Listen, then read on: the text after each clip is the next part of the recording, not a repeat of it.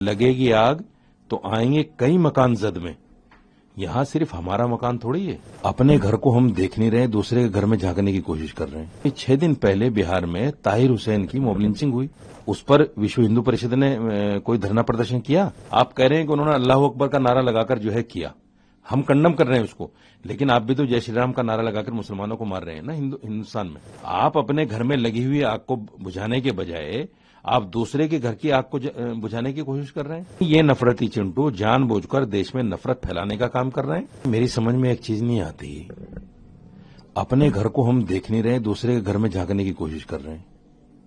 بنگلہ دیش میں کس کے ساتھ کیا ہو رہا ہے بھائی، مجھے اس سے کیا لینے دینا؟ میرے گھر میں ابھی 6 دن پہلے بہار میں طاہر حسین کی موب لنچنگ ہوئی، اس پر وشو ہندو پریشد نے کوئی دھرنا پردرشن کیا؟ نہیں کیا۔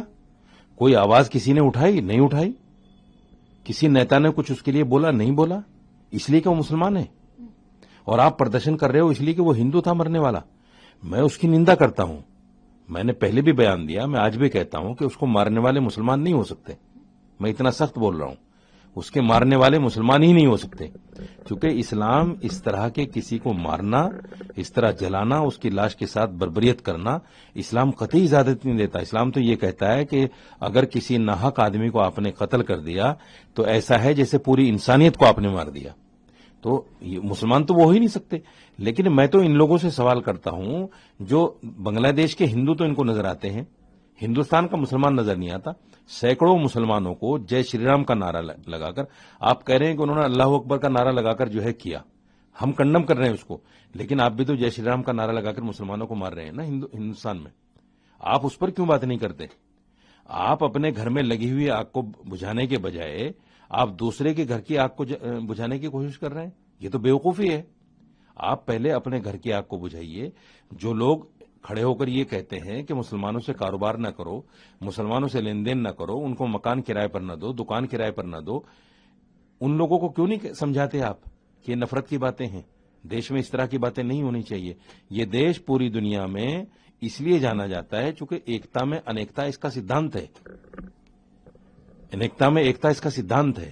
یہ دنیا بھر میں اس لیے جانا جاتا ہے کیونکہ یہاں ہندو، مسلم، سکھ، عیسائی پیار محبت سے رہتے ہیں اور اپنے اپنے دھرم پر عمل کرتے ہیں۔